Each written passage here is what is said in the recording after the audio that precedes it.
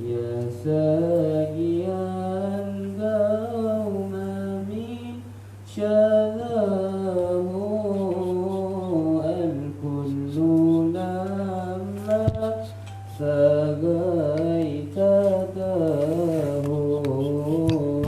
تهوى بالحب في كفاه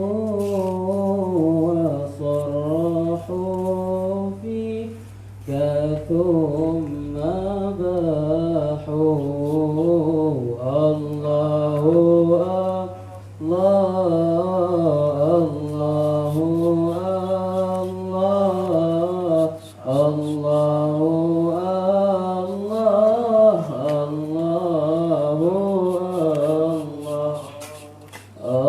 الله الله الله ربي عوني وحسبي ما لي سواه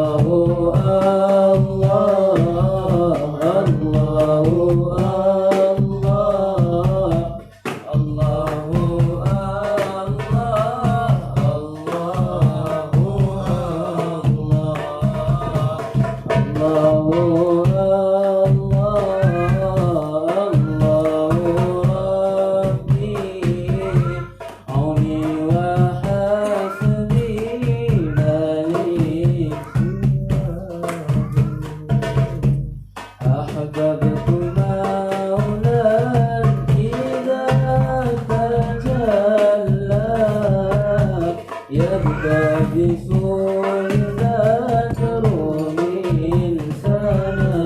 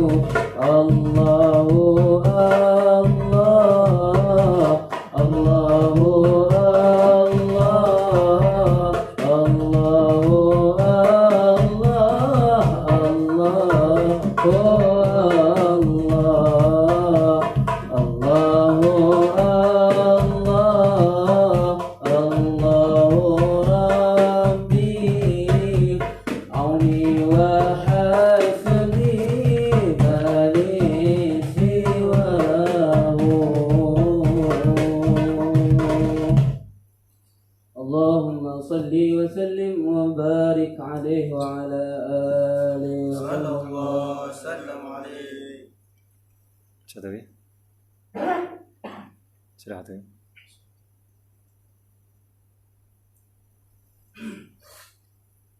اللهم صل وسلم وبارك عليه وعلى آله وصحبه وزوجاته وذرياته صلى الله وسلم عليه. يا أيها النبي الله والكوكب الدري الله، يا أيها النبي والكوكب الدري الله، أنت إمام الحضرة سلطانها الغيب، أنت إمام الحضرة سلطانها الغيب. يا أيها النبي الله والكوكب الدري الله، يا أيها النبي والكوكب الدري الله، أنت إمام الحضرة سلطانها الغيب، أنت إمام الحضرة سلطانها الغيب.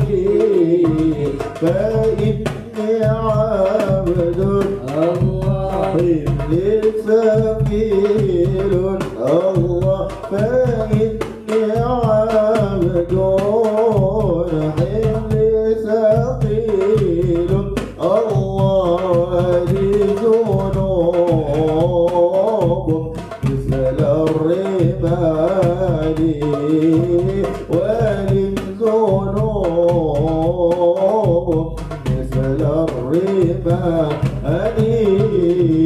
يا أيها النبي الله والكوكب الدري الله الله، يا أيها النبي والكوكب الدري الله، أنت إمام الحضرة سلطانها الغيب، أنت إمام الحضرة سلطانها الغيب. وصل دوما الله على نبينا الله، وصل دوما على نبينا الله، طه الممجد باهر جمالي، طه الممجد باهر جمالي. يا أيها النبي الله الكوكب الدري الله الله، يا أيها النبي والكوكب الدري الله، أنت إمام الحضرة سلطانها الغيب، أنت إمام الحضرة سلطانها الغيب. يا من يراني الله ولا أراه الله، يا من يراني ولا أراه الله، انظر بعيني رضا لحالي، انظر بعيني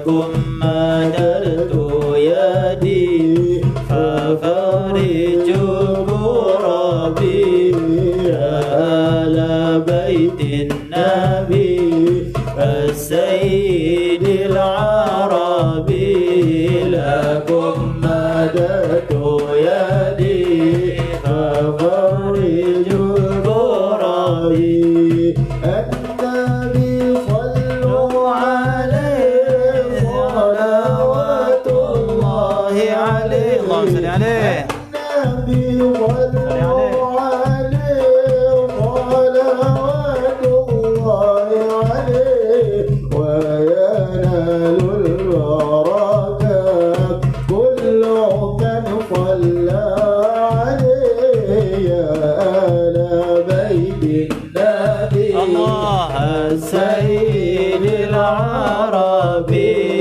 لكم مددت يدي ففرجوا كربي يا آل بيت النبي السيد العربي لكم مددت يدي ففرجوا المرابي الحسن ثم الحسين للنبي قرة العين الحسن ثم الحسين للنبي مراد العين نورهم كالكوكب جدهم صلوا عليه آل بيت النبي السيد العربي لكم مددت يدي ففرجوا الكربي آل بيت النبي السيد العربي لكم مددت يدي ففرجوا المرابي اللهم صل وسلم وبارك عليه وعلى آله وصحبه وزوجاته وذرياته صلى الله وسلم عليه. فاتحة.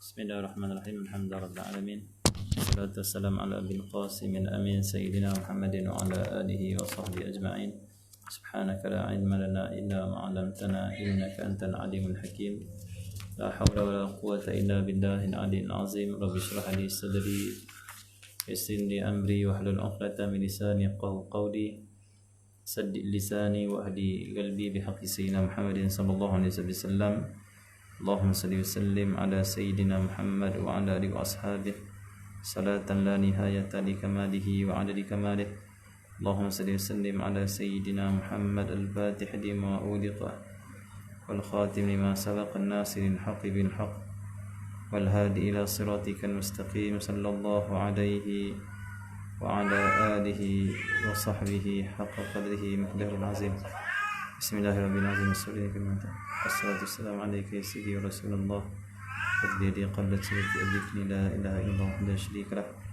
والملك والحمد وعلى كل شيء قدير. Alhamdulillah, syukur pada Allah Subhanahu wa taala kerana pada pagi ini kita dapat berada pada waktu dan saat yang sangat agung, yang sangat mulia di sisi Allah Subhanahu wa taala, iaitu Allah Sallallahu Muhammad hari Ashura.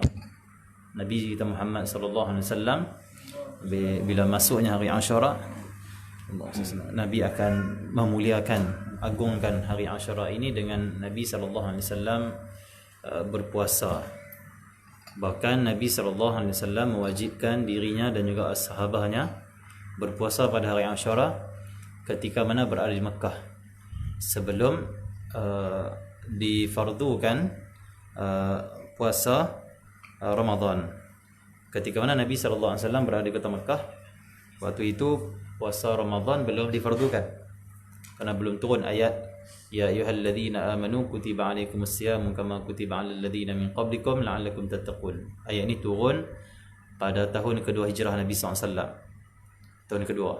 Dan tahun itu juga berlakunya perang Badar. Adapun ketika mana Nabi SAW berada di kota Makkah 13 tahun, waktu itu tidak diwajibkan lagi puasa Ramadan. Cuma yang Nabi SAW dan para sahabat, mereka pada waktu itu berpuasa dengan puasa hari Ashura. Ini besarnya puasa hari Ashura. Bahkan dalam riwayat menyatakan orang di zaman jahiliyah mereka telah mengamalkan puasa hari Ashura. Maksudnya sejak Nabi sallallahu alaihi wasallam lahir lagi, orang jahiliyah itu sendiri di kota Mekah khususnya dah amalkan puasa hari Ashura. Bahkan Allahumma salli ala Muhammad, puasa hari Ashura itu juga diamalkan oleh bangsa kaum yang sangat popular dengan nabi-nabi dan rasul-rasul yang banyak diutuskan di kalangan mereka, itu Bani Israel. Nabi SAW pernah bertanya kepada orang Yahudi.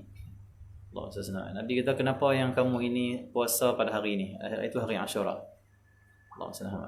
Kata mereka, hari inilah hari yang Nabi Musa AS dan juga Bani Israel selamat daripada Fir'aun. Selamat. Bebas mereka, selamat mereka.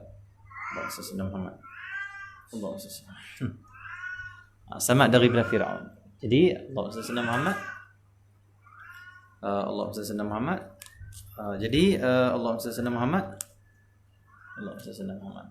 Jadi kami puasa pada hari ini, kata orang Yahudi ni, Bani Israel ni. Kami berpuasa pada hari ini kerana kami bersyukur di atas Allah telah menyelamatkan Nabi Musa dan juga Bani Israel. Puasa atas syukur pada Allah. Kata Nabi SAW, kami ini, itu kita orang Islam, lebih berhak untuk mensyukuri atas apa yang Nabi Musa AS dapat, nikmat Allah SWT. Kami lebih utama untuk Nabi Musa, kerana kami orang Islam, kami beriman pada Nabi Musa AS. Maka sejak itu Nabi SAW mewajibkan dirinya dan juga ashabah untuk berpuasa pada hari Ashura. Dan ada riwayat juga Nabi berpuasa pada hari Tasu'a. Ataupun Nabi kata, kalaulah aku hidup lagi di tahun yang akan datang, aku akan puasa hari ke-9, hari Tasu'a, supaya dapat menyalahi orang Yahudi, kerana Yahudi hanya berpuasa pada 10 Muharram. Nabi nak menyalahi, tak mau bagi sama dengan Yahudi. Nabi ambil 9 dan 10. Sebab itu ulama mengatakan puasa hari Ashura ini ada 3 darjat semuanya, 3 martabat.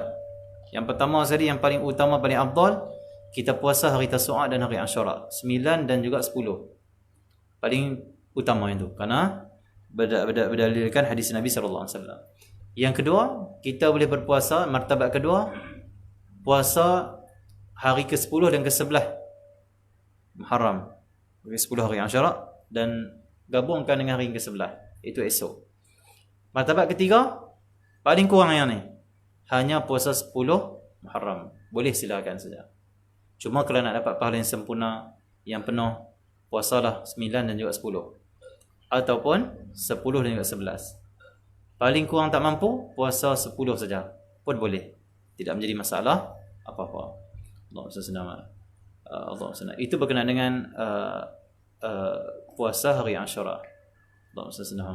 Bahkan hari Ashura ini juga bukan sahaja hari yang Allah Subhanahu Wa Taala selamatkan Nabi Musa AS daripada Fir'aun. Bahkan banyak lagi peristiwa-peristiwa hari Ashura. Dan hari Ashura ini terkenal dengan hari yang Allah selamatkan para nabinya. Allah melepaskan para nabinya daripada segala kesulitan. Dan kita niat, kita doa pada Allah pagi yang mulia ini, yang penuh barakah, yang istimewa pada hari ini. Kita doakan supaya Allah lepaskan semua umat Islam daripada kesulitan, khususnya wabak yang sedang kita hadapi, fitnah yang kita sedang hadapi, perpecahan yang kita sedang hadapi, zaliman, penindasan yang dihadapi oleh umat Islam. Seperti mana Allah lepaskan Nabi Musa dan juga Bani Israel daripada keganasan, kezaliman Fir'aun, kita juga minta kepada Allah SWT, Allah lepaskan kita semua umat Islam daripada kezaliman, penindasan, fitnah dan apa saja yang menyakitkan umat Islam.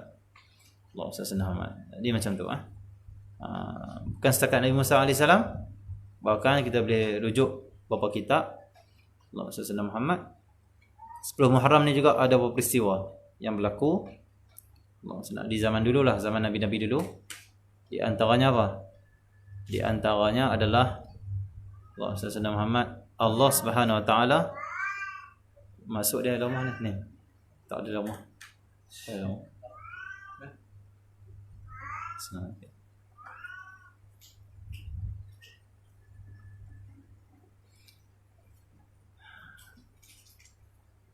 Contoh dalam kitab Tamyi'ul Ghafilin ada sebut tentang perkara peristiwa yang berlaku di 10 Muharram, hari Ashura. Di antaranya adalah Allah menerima taubat Nabi Adam. Allah menerima taubat Nabi Adam setelah turun daripada bumi, setelah turun daripada langit, daripada syurga sana ke bumi. Nabi Adam akhirnya menyesal dan sehinggalah sampai suatu saat Allah mengajarkan Nabi Adam AS kalimat. Fatalaqa Adamu min Rabbih kalimatin fataba alaih innahu at-tawwabur rahim. Nabi Adam bertalaqi dengan Allah. Allah ajar dia satu kalimat.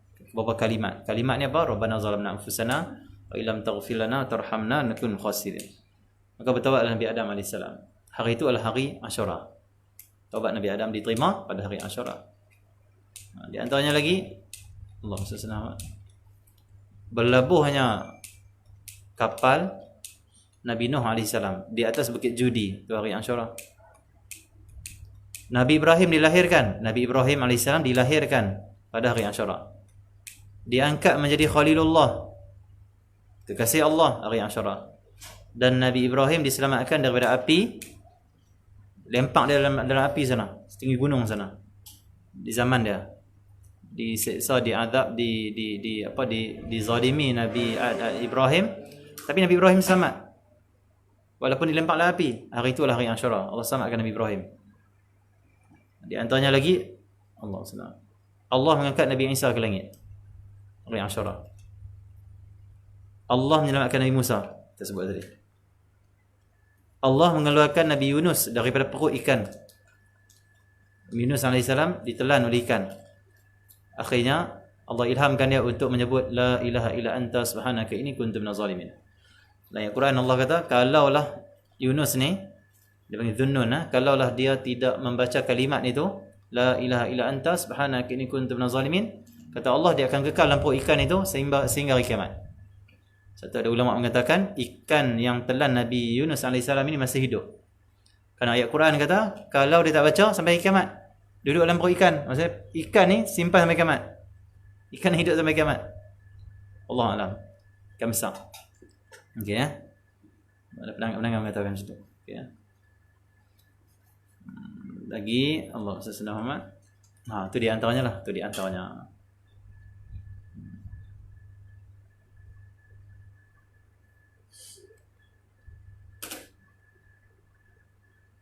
Jadi banyak lagi sebenarnya, banyak lagi yang perkara-perkara yang berlaku di hari Ashura. Dan kenapa dinamakan hari Ashura? Ada beberapa pandangan. Allah SWT Muhammad. Yang pertama sekali, dia jatuh pada 10 Muharram. Ashura ni maksudnya Asyrah lah, Asyar iaitu 10 Allah SWT. Ada pandangan mengatakan dia dinamakan hari Ashura kerana Allah telah memuliakan pada Nabi-Nabi dengan 10 kehormatan. Allah menerima taubat Nabi Adam, Allah menaikkan derajat Nabi Idris, Allah melabuhkan perahu Nabi Nuh, Nabi Ibrahim lahir pada hari Ashura. Semuanya ada 10 kemuliaan yang Allah bagi pada para Nabi-Nabi terdahulu. Itu disebut hari Ashura. Allah SWT. Kerana 10 kelebihan yang diberikan pada para Nabi, para Rasul. Okay. Dan ada pandangan mengatakan hari Ashura ini juga bermaksud Allah Subhanahu Wa Taala menjadikan kemuliaan bagi umat ini dan melebihkan kita umat Nabi sallallahu alaihi wasallam dengan 10 daripada umat-umat terdahulu dengan 10 kemuliaan. 10 kemuliaan. Di antaranya apa? Allah yang pertama, Allah jadikan bulan Rajab. Allah kurniakan bulan Rajab pada kita, bulan haram, dan bulan yang dimuliakan oleh Allah Subhanahu Wa Taala. Allah kurniakan bulan Syaban. Bulan Syaban ini bulan yang Allah SWT yang kelebihannya seumpama kelebihan Nabi Allah SWT daripada nabi-nabi yang lain. Nabi kan paling istimewa, Nabi Muhammad bulan Syaban macam tu umpama dia. Lagi Allah kurniakan pada umat Nabi Muhammad ni bulan Ramadan. Bulan Ramadan, Lailatul Qadar, Raya Aidil Fitri, hari 10 iaitu hari pertama sampai 10 Zulhijjah. Hari Arafah, hari Aidil Adha, hari Jumaat. Yang ke-10 hari Ashura. Ada 10 dia panggil apa? Waktu yang Allah beri kepada umat Nabi Muhammad sallallahu alaihi wasallam, dan 10 waktu ni mulia. Rajab, Syaban, Ramadan, malam Lailatul Qadar, hari raya Aidil Fitri, hari Adha, hari Jumaat, dan yang ke-10 tu hari Ashura. Hari Ashura. Ya. Itu disebutlah pandangan ulama-ulama. Jadi yang kita nak sebutnya pada hari ni, Allah SWT, kita kena perbanyakkan amal soleh. Khususnya pada hari ini kita meluaskan belanja kita kepada ahli keluarga atau bersedekah pada hari ini. Banyakkan sedekah. Allah SWT. Dan sedekah ini penting, terutama pada waktu wabak. Lah ni kita bukan setakat wabak, kita ada juga orang musibah yang lain. Macam kita di negeri Kedah, semalam kita boleh tengok banjir di sebelah Yan sana, Mabuk sana. Allah SWT, sehingga akan menyebabkan kematian, dan semoga Allah SWT menerima orang yang meninggal dunia dengan banjir ini. Allah SWT, Allah jadikan kematian mereka adalah kematian syahid. Karena di antara syahid akhirat itu iaitu orang meninggal lemah, yang kena kepala ayak ataupun lemah kena banjir tu, ayak daripada bukit turun tu, darah tu macam tsunami tu. Siapa yang meninggal dunia itu dia meninggal syahid. Allah pilih dia sebagai syahid, syuhada. Dan semoga Allah terima mereka sebagai syuhada, orang mati syahid. Dan semoga sebab syahidnya mereka itu Allah angkat segala wabak, segala balak pada kita semua. Sebab sebalik musibah pada umat Islam tu semuanya ada rahmat Allah Subhanahu Wa Taala. Okay, ya. Jadi untuk kita mengangkat balak, wabak, musibah semua ini, di antara amalan yang terbaik adalah sedekah. Sedekah.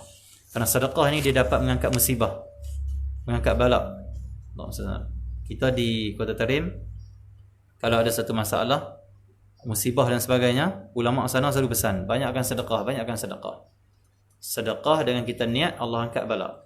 Allah pelihara kita daripada wabak, daripada penyakit, daripada benda yang menyakitkan kita, mudaratkan kita. Dan banyak kisah-kisah orang yang infak sedekah ini dia selamat. Allah SWT. Kita boleh tengok lampau riwayat pada pagi ini. Allah, untuk kita semangat untuk hari ini banyakkan sedekah. Satgi boleh singgah bank dah, pergi buat keluar duit dah. Allah SWT. Sedekah ni sedekah. Allah akan luahkan rezeki kita pada hari ini. Yang pertama kita boleh tengok Allah SWT Muhammad, kisah yang diriwayatkan oleh Al-Imam Ibn Hibban. Kita pernah kisahkan juga sebelum ini. Ada seorang rahib, ni hadis sahih Ibn Hibban, kisah yang sahih. Di zaman Bani Israel ada seorang ahli ibadat di atas bukit. 60 tahun dia ibadat pada Allah SWT, tak pernah berhenti-berhenti. Siang dan malam ibadat. Malam bangun malam, siang puasa. Satu hari dia teringin nak turun daripada bukit, nak pergi tengok ada apa di bawah sana. Tengok apa semua. Turun. Allah SWT Muhammad. Dia terjumpa dengan seorang perempuan. Terjatuh hati, akhirnya berzina. Dia berzina, dia pun habis, dia pergi ke satu sungai mandi. Waktu dia tengah mandi tu, ada seorang miskin lalu di tepi sungai. Seorang miskin tu kata apa? Sedekahlah padaku, aku lapar, aku tak makan lagi. Dan dia pula turun daripada gunung yang dia ibadat tu, bawa sekeping roti. Dengan niat kalau ada orang susah ke orang perlukan, saya bagilah. Nak sedekah lah. Tengah mandi dia, lalu orang dia kata apa? Dekat baju aku tu ada satu keping roti. Ambil lah, aku sedekah pada kau. Orang tu miskin tu ambil. Dia keluar daripada sungai, dia jatuh, kena tersepak apa Allah Alam, terjatuh dan dia mati. Mati terus dia, kata Nabi SAW. Bila mati, akhirat Allah bangkitkan dia. Allah timbang amal ibadat dia 60 tahun dengan satu dosa zina. Berat lagi satu dosa zina. 60 tahun punya ibadat jadi ringan. Maksudnya dia layak ke neraka. Pada waktu itu didatangkan pahala terakhir dan amalan terakhir dia sebelum dia mati, iaitu sedekah sekeping roti. Letak atas timbangan amal yang baik. Berat terus dan ringan dosa zina. Masuk syurga dia sebab sekeping roti, kata Nabi SAW. Sekeping roti saja. Tapi jangan duk beli sekeping roti ya pagi ni. Kita tengok ni sekeping roti jangan main-main kata dia. Selamat ni. Nah saya sedekah sekeping roti pagi ni. Jangan tu. Kalau sekeping roti selamat, 1000 keping roti lagi selamat lah macam tu. Fikir macam tu. Allah senang. Macam orang dia buat fahaman lah. Kita tengok kawan kita, pernah kita tengok kawan kita sedekah sekupang waktu hari Jumaat. Bawa di siling. Bawa di siling orang pergi hari Jumaat. Okey ya. Tak beli KFC sanggup pulang sampai 50. Sedekah sekupang kan. Untuk perut dia 50 tak apa. Untuk dekatkan diri pada Allah sekupang. Allah senang. Kita tanya dia, sekupang kan? Dia kata apa? Dia kata yang penting ikhlas. Kalau kita bagi 100 pun tak ikhlas apa-apa. Sekupang ni yang Allah nak pandang ni sebab kita ikhlas. Oh, fahaman apa tu? Tu nak pelepas diri namanya, bukan fahaman betul ya. Dia kena macam ni. Allah senang. Sekupang aku ikhlas. Aku sekupang aku sedekah ikhlas. Kalau 10 ikhlas lagi bagus daripada sekupang ikhlas. Faham tak? Kalau aku sedekah 10 ringgit aku ikhlas, lebih baik daripada aku sedekah sekupang 10 sen lah. Orang selatan lah. Tu kan terjemah selalu orang tanya di FB kita, ini Ustaz kata apa ini? Saya tak faham ini. Okay, saya cakap Kedah lah, saya tak cakap KL lah. Minta maaf. Allah senang. Okay. InsyaAllah sampai yang boleh terjemah tu terjemah lah. Jadi sekupang apa 1 sen ni, 10 sen ni. Allah dia kata ni aku ikhlas 10 sen dengan ikhlas 10 ringgit lebih baik. Dan dia kata pula kalau 10 ringgit aku tak ikhlas sebab aku berat lah. 10 sen ni saja yang aku ringan, yang aku boleh bagi ikhlas. Salah lagi. Kenapa? Kerana kita diajak oleh agama kita sendiri untuk buat yang lebih baik. Di samping kita betulkan niat kita, ikhlaskan hati kita. Mujahadah maksudnya. Kalau kita hanya nak sekupang kita kata ikhlas, maksudnya kita tidak ada mujahadah lawan nafsu kita. Bahkan mungkin kita sedekah sekupang tu kita ikut nafsu, bukan nak dekatkan diri dengan Allah. Kenapa? Nafsu suka sedekah sekupang kerana dia nak makan 50, sedekah sekupang. Tapi kalau kita sedekah 50, makan sekupang contoh, makan sekupang, nafsu tak suka. Allah SWT Muhammad. Okey, jadi Allah, yang terbaiklah kita bagi yang banyak, yang lebih. Kalau kita mampu lah. Tapi kalau ada sekupang tu saya memang bagus lah, bagilah sekupang. Macam tu Okey. Jadi dia sekeping roti saya dah selamat daripada api neraka. Dan terhapus dosa zina dia sebab sekeping roti, sedekah. Maksudnya dia bangun malam, dia ibadat siang hari, belum menyelamatkan dia lagi. Tapi bila dia sedekah, selamat terus. Seolah-olah sedekah dengan amal ibadat yang kita buat ni, dia macam kena gabung baru sempurna, baru lengkap. Kita puasa bagus hari ni, kita zikir hari ni bagus, kita baca surah Al-Ikhlas hari ni 1000 kali bagus. Tapi gabungkan dengan sedekah lengkap. Kalau yang ni ringan nanti sebab dosa kita, sedekah lah yang akan beratkan. Macam tu. Seperti mana kata Al-Imam Malik bin Dinar. Malik bin Dinar seorang tabi'in, dia satu hari Allah SWT, dia tengah duduk relax, Allah SWT, dan dekat tepi dia ni ada satu dia panggil apa, satu bakui ataupun dia panggil apa, kurma lah, satu kurma. Malik bin Dinar tengah duduk, tiba-tiba mai peminta sedekah, ramai mai. Bila peminta sedekah mai, Allah SWT, kata Sayyidina Malik bin Dinar, wahai isteriku, bawa mai kurma tu semua. Bawa mai kurma. Dia ambil kurma, peminta sedekah di depan dia. Dia, Allah SWT Muhammad, Allah SWT, dia bagi separuh kurma yang ada. Kurma banyak. Dia tengok peminta mai. Sayyidina Imam Malik bin Dinar kata apa?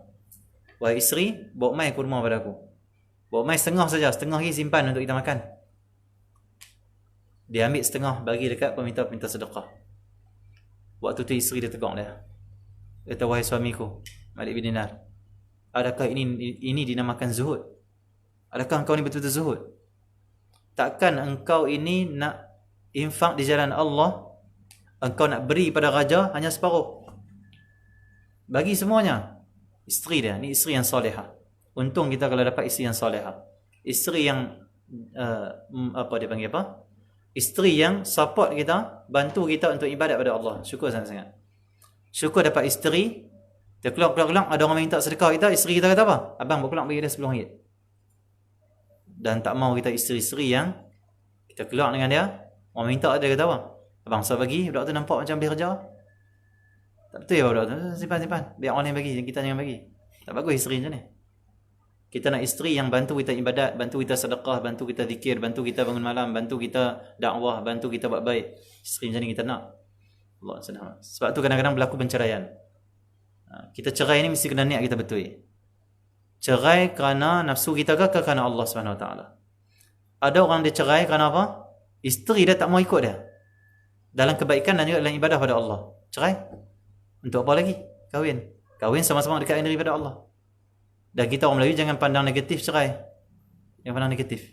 Kadang-kadang cerai itu baik untuk orang tu.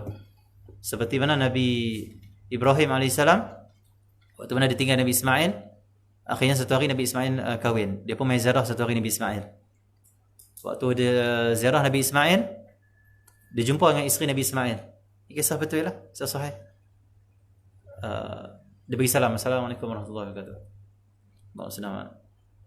Lepas tu keluar isteri Nabi Ismail. Dia tak tahu ni Nabi Ibrahim, ayah pada Nabi Ismail. Tak pernah jumpa, tak ada Facebook, tak ada WhatsApp, semua waktu tu. Ibrahim duduk di Baitul Maqdis, Nabi Ismail duduk di Makkah. Dia tanya, mana suami kau? Dia kata, suami ku keluar. Kata Nabi Ismail AS, Nabi Ibrahim kata salah, dia kata macam ni, apa pandangan kamu tentang suami kamu? Suami kamu macam mana, okey tak? Dia komplain macam mana, Ismail ni. Sebelum dia balik dia kata apa? Nanti bila suami kau balik, pesan pada dia, pintu ni kena tukang. Daun pintu ni kena tukang. Ayat kiasan. Bagi tahu kat pesanan daripada aku, bagi tahu kat suami kau, daun pintu ni kena tukang. Nabi Ismail balik. Ibrahim pulang ke Baitul Maqdis, naik borak. Laju, turih. Sekelip mata saja sampai. Nabi Ismail balik, isteri dia kata, tadi ada datang seorang sekian.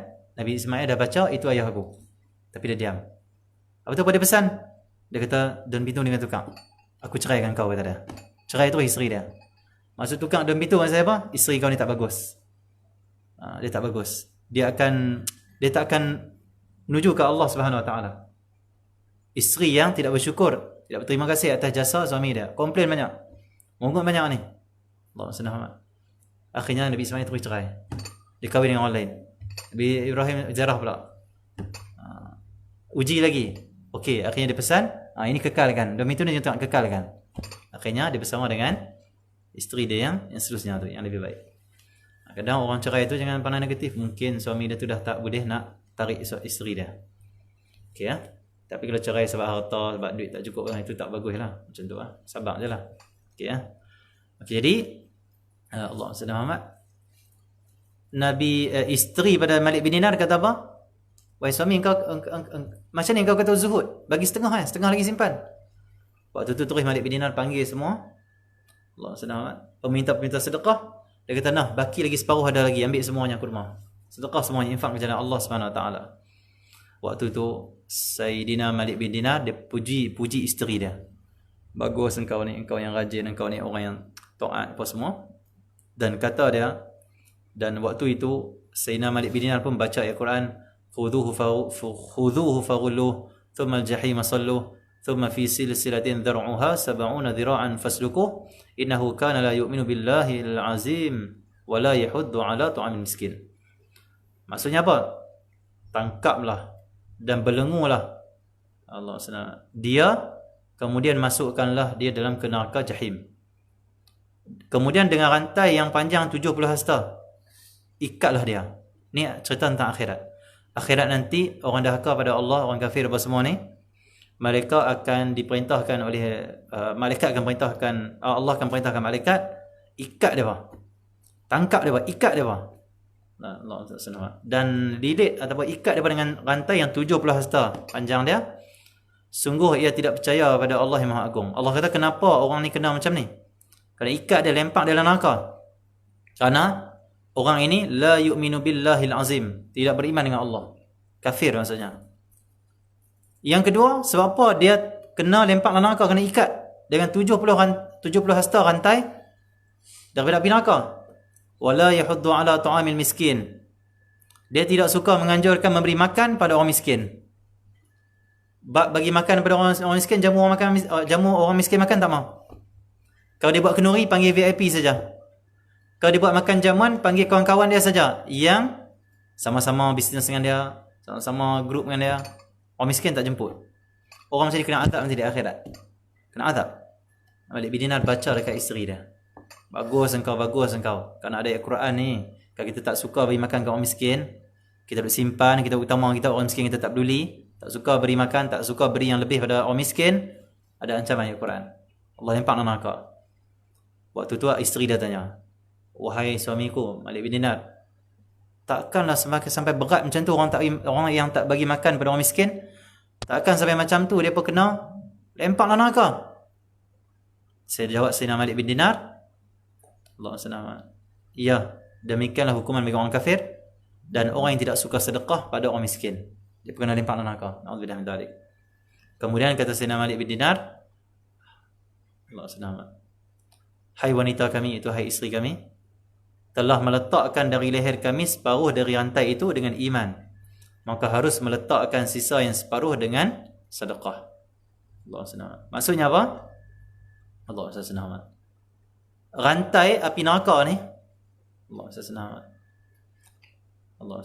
kita boleh lepas setengah rantai tu dengan Allah SWT. Kita iman pada Allah SWT. Tapi tak lepas lagi setengah lagi. Kena ikat lagi. Nak lepas lagi setengah, kena infak. Kena sedekah pada orang miskin. Kena beri makan, buat makan. Siapa nak sampai api neraka maka sedekah. Hari ni kita cari orang miskin, anak yatim, sedekah. Sedekah, okey ya. Allah SWT. Ada seorang, ada kisah lagi seorang, Allah SWT Muhammad, Allah SWT Muhammad,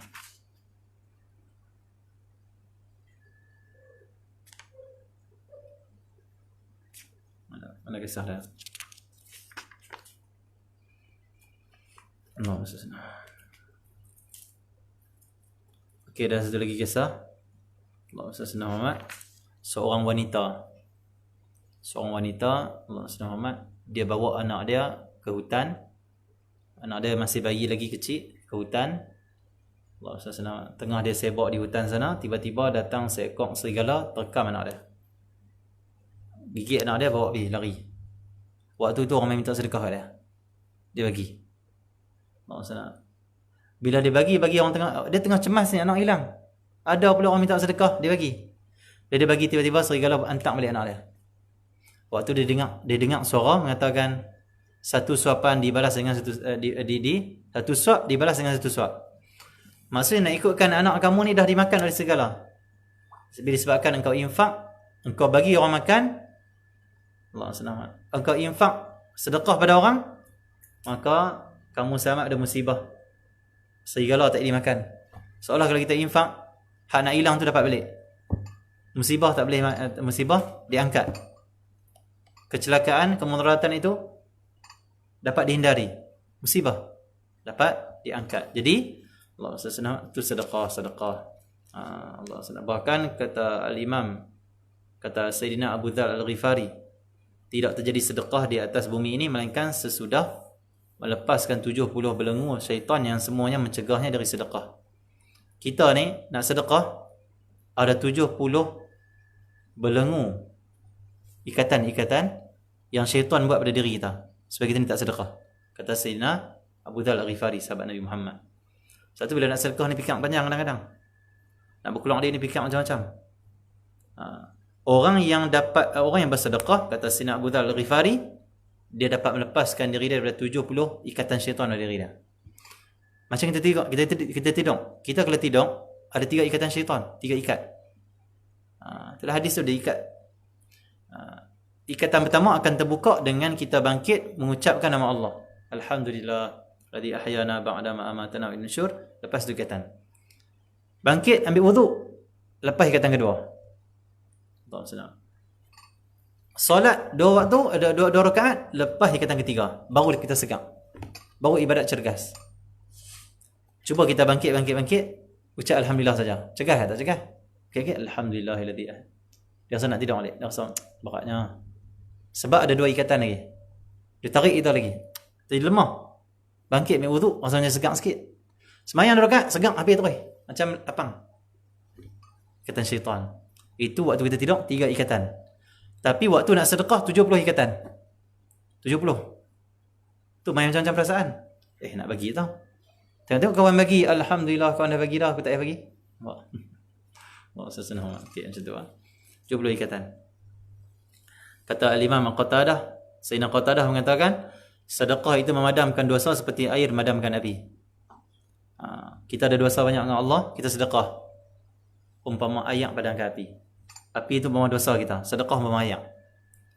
Nabi SAW sebut juga dalam hadis yang lain, sadaqatus sir tudfi'u ghadabar rabb. Sedekah secara rahsia itu menghapuskan kemurkaan Allah yang Allah murka pada kita ni. Ni time kita dapat lihat alam dan sebagainya, menandakan kemurkaan Allah tu ada. Balak tu ada. Jadi sedekah. Hari ni kita sungguh-sungguh kita sedekah, kita bagi orang makan, kita belanja di keluarga kita. Kita niat apa? Allah angkat balak, angkat balak, angkat balak. Seperti Allah lepaskan Nabi Musa, seperti Allah lepaskan Nabi-Nabi Ibrahim dan Nabi-Nabi terdahulu. Di hari Asyura, kita nak hari ni Allah lepaskan kita dari segala masalah kesulitan. Macam tu okey, itu di antara kelebihan-kelebihan sedekah, dan semoga Allah SWT beri kita kekuatan untuk amalkan sedekah. Pada hari ni kita, Allah jangan lupa untuk ziarah orang soleh. Kalau tak boleh ziarah secara online lah, call ataupun WhatsApp, ataupun masuk ke majlis mereka dengan niat aku nak ziarah orang soleh secara online, cara alamat ziarah macam tu. Hari ni jangan lupa juga untuk kita mengamalkan amal-amal yang baik itu, perbanyakkan doa. Doa mustajab pada hari ni. Sebab orang berpuasa itu tidak akan ditolak doa dia. Tambah-tambah lagi kita di hari yang sangat mulia. Doa yang banyak hajat hari ni qabul insya-Allah. Dan pada hari ni jangan lupa juga amalkan zikir-zikir, doa-doa yang diberi oleh para ulama. Rujuk di kitab-kitab tentang doa-doa dan zikir hari Asyura. Surah Al-Ikhlas sebanyak 1000 kali. Dan ada ulama yang menganjurkan zikir hasbunallahu wa ni'mal wakil. Saya tengok. Allah sesenang Muhammad.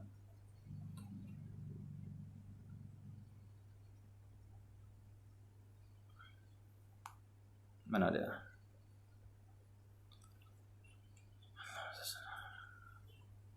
Hasbunallahu wa ni'mal wakil. Hasbunallah ni'mal wakil. Saya ada yang lengkapnya.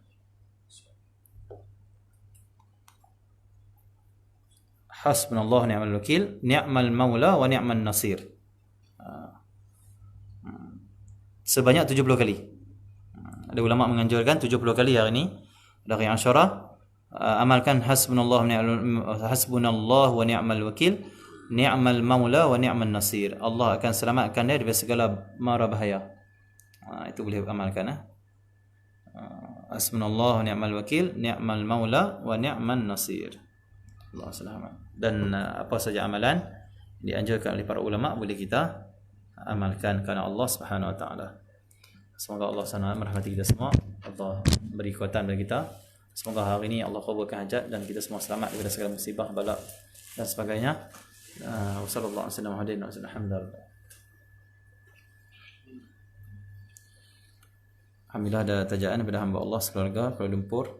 Doakan anak saya Muhammad Imtiaz dilimpahkan taufik hidayah, dapat mengenal Allah dan Rasul, serta saya dan keluarga dikurniakan makrifat, sihat tubuh badan dan mengerjakan taat kepada Allah dan Rasul dengan istiqamah.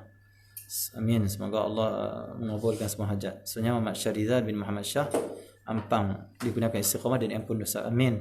Sebenarnya hamba Allah dari Kota Baharu Kelantan, semoga Allah izinkan bertemu Rasulullah, dilindungi oleh Allah dunia dan akhirat, dikurniakan kesembuhan dan kesihatan yang baik zahir batin.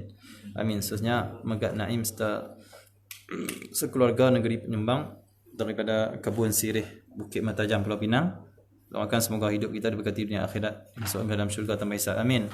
Seterusnya Syalini Syahrum dari Pendang, doakan semoga perniagaan saya, perniagaan adik-beradik saya serta semua perniagaan umat Islam semakin maju dan kebaikan dan keberkatan setiap hari insya-Allah. Amin. Seterusnya hamba Allah bila Kelang, semoga hari Asyura ini memberkati semua umat Islam dan mengangkat wabak ini. Amin. Ya Ahmad Farhan dan Intan Syafinar Bandar Puteri Jaya Sungai Petani, semoga Allah mengampuni segala dosa-dosa kami sekeluarga dan masukkan kami sekeluarga dalam syurga bersama Rasulullah. Amin. Allah kabulkan. Seterusnya Wan Simani Besut Terengganu, semoga Allah bagi kesembuhan dan kesihatan untuk mak saudara Murni Zakaria di ICU the COVID, dan semua muslim-muslimat dalam ujian kesihatan. Amin. Semoga Allah beri kesembuhan yang segera, Allah angkat segala wabak, sembuhkan segala penyakit. Sebenarnya Ramlah dan keluarga mohon doakan, nasihatkan saya dan keluarga. Ustaz, boleh saya tanya juga? Oh, ada soalan ni. Bolehkah saya tanya kat syurga, bolehkah orang perempuan cium Rasulullah sebab rindu dan nak lihat wajah Rasulullah? Wallahualam, kena masuk dulu syurga lah. Masuk syurga ni tanya Rasulullah, ya Rasulullah nak cium kamu boleh tak?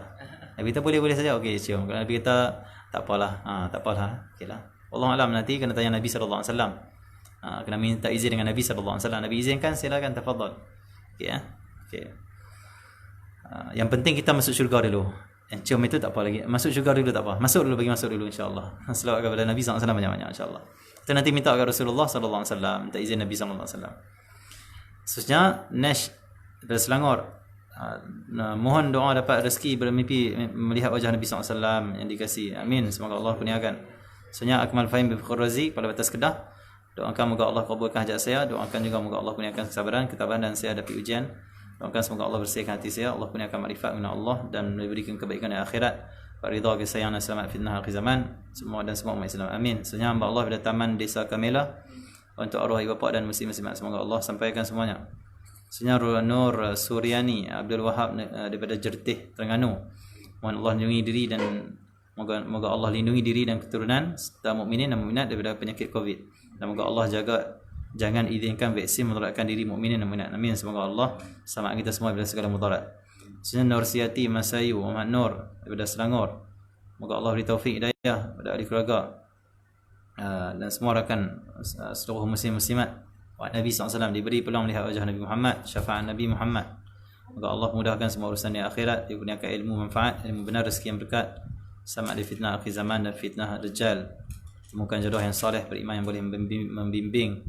Allah limpahkan kurnia rahmat dan perlindungan kepada seluruh umat Nabi Muhammad hadapi ujian pada hari ini.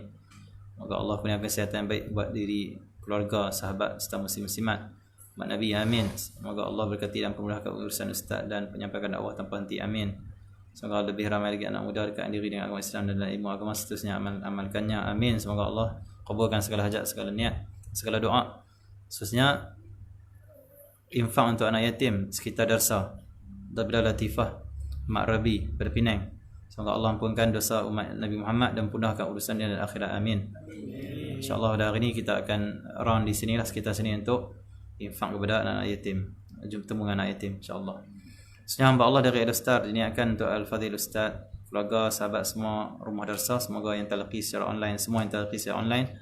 Doakan urusan kakak saya Nurul Azliza, sekeluarga dimudahkan, dimurahkan rezeki dan kebaikan.